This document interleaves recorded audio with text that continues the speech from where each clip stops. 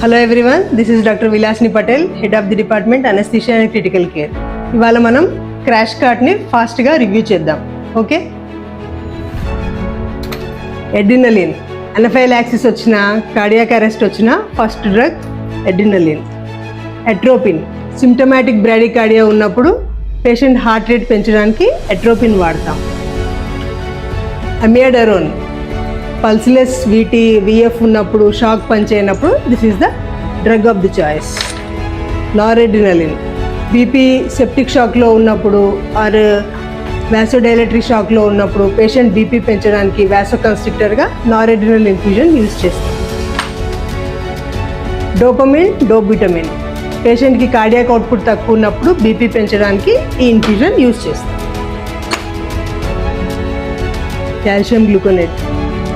Calcium gluconate హైపర్కెలీమియాలో మనకి heart membrane stabilise చేయడానికి యూజ్ అవుతుంది. సోడా బైకార్బోనేట్ సివియర్ మెటబాలిక్ ఎసిడోసిస్ను కంట్రోల్ చేయడానికి యూజ్ అవుతుంది. మెగ్నీషియం, టార్సాడిస్ డి పాయింటిస్లో, ఎక్లాంప్సియాలో this is the drug of choice. 25D, patient unconscious hypoglycaemia వల్ల అయినప్పుడు డెక్స్ట్రోజ్ యూజ్ చేస్తాము.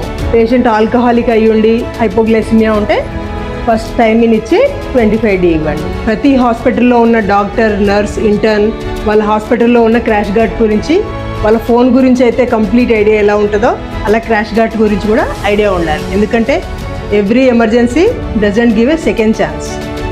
ఓకే.